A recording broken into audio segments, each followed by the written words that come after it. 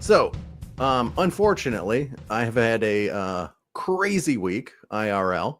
So I did not get to prep quite as well as I would have liked to. But this is the cover for your first book, Deadlock. Hmm.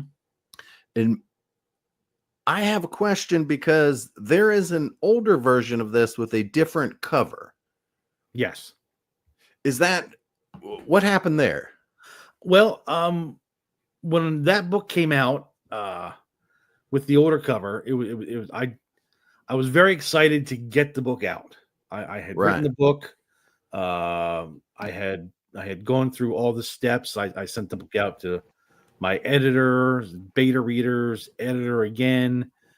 I finally got the book back in the condition I wanted it. It was done, and I'm like, all I need is a cover, and I can get it going. And so I went on this site called Fiverr, Okay. and I found a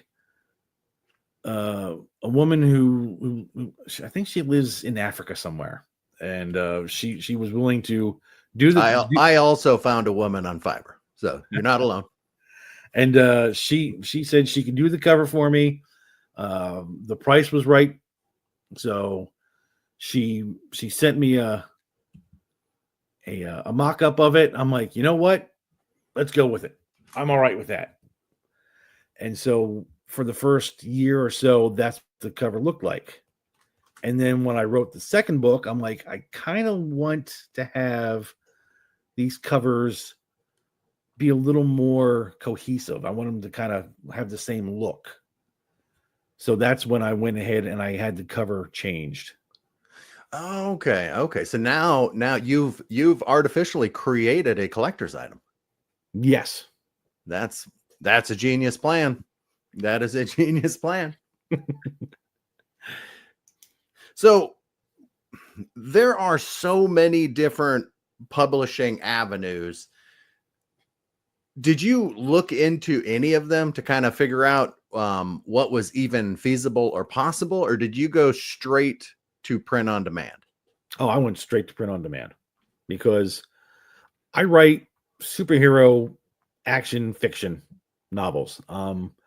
Not something that a lot of the big publishing houses are looking for traditionally. Right. And unfortunately, when I started writing, a lot of the publishing houses and the agents that were looking for writers were not looking for this. Right. They were looking It for happens. true. So I thought, I'm just gonna. I want to tell this story. I believe in this story, so I'm going to put it out there independently, and I'm going to roll with it. That's awesome. Let's see what's going on in the chat because we got some stuff going on. We got Snuggie Jr. in the chat. What's up, chat? And then Snuggie is talking smack to me. So we're not going to put that on the screen because no good reason for that. Lollipop Gang. She has a question. What is the best way to support an author? Is it to buy a printed version, an ebook? What is the best way? Any way that you enjoy reading a book, I say go for it. Me personally, I am a physical media guy. I like real books. I like DVDs. I like CDs. I like having the media in my hand. But any way you want to buy the book is great. Yeah. Snuggie agrees with you. He knows. Snuggie knows what's up. Okay, so you've done the Evorealm book series, which is I'm sorry, Evorealm. Oh, I'm sorry, Evorealm. Evorealm, yes. Evorealm. I am not hooked on phonics. No worries. And then you have the novella Wrath and Blaze. And my understanding is we can read that after or in between book 1 and 2. Is Yes. that right? Yeah. It's a It takes place, in between the first two books. This was another fun experiment I did. I wrote this originally as a 10-part series on my website, where okay. every month I put out a chapter of the story, and then I let it go. And then after it was done, I let it up for a few months, and then I took it down completely. I warned people. I said, if you haven't read it, read it now, because in a few months it's gone away. And when that time came, I took it down and I polished it up a bit and made a proper book out of it. Nice. So in the editing process, how much does an editor change a book like that? Because that was your first time going through it. What did you think about that process? Did you get changes back and think, that changed the story, or? Not as much as I thought I would. My editor, she suggested changes. She said, maybe this might work better, or maybe put this here and this there.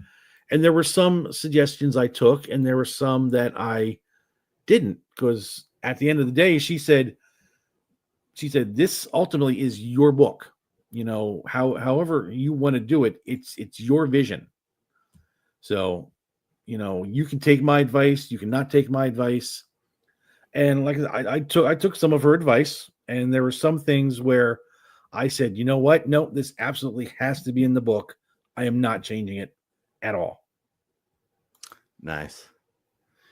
Yeah, I bet that's just a weird experience, because prior to handing that over, that is your baby. You've combed through this thing and you said, this is what I want. Now polish it. Actually, the beta readers are the ones that have a little more power when it comes to changing things in books. Oh, yeah, I suppose they do. Yeah, but your beta readers are typically trusted individuals, are they not? Well, no, I found most of my beta readers again on Fiverr. Oh, okay. So I've the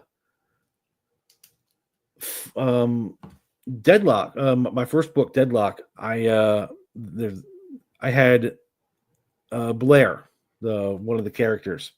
Mm-hmm. I had her crying a lot. I thought, women cry when bad things happen. I didn't know any better. Hashtag facts. So I sent this book out to a couple different beta readers, and one beta reader said, "Why is she crying so much? I don't.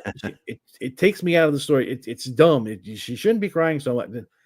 And I started rereading it. I'm like, maybe I should probably change some of that. So I rewrote like the first third of the book to fix that. Sent it back to the beta readers, and I got a much better feedback from that version. Okay. I'm like, okay, that works then. Yeah, no, books do not have to be accurate to real life. No. You know what I mean?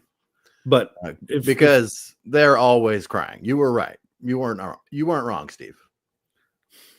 But if I want a book to do well, it might behoove me to listen to people who read a lot of books and know what they like. So I was willing to make that change, and it didn't hurt.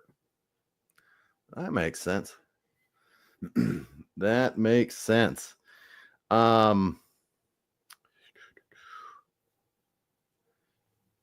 So we've already covered that essentially this is a comic story told in novel form. That's so awesome. And to me, it really reminds me of really the way books used to be written, or at least the books that I used to enjoy reading. I don't think that that's too crazy, but as I said earlier, life has gotten crazy here, so I was unable to finish Deadlock because I got it in the mail and I got about halfway through it and then life flipped upside down. But I love what I'm reading so far and I don't want any spoilers. But yeah, I love that style. I really love that style. And to me, it reminds me of a good 90s style. Yeah, that's exactly what I was shooting for.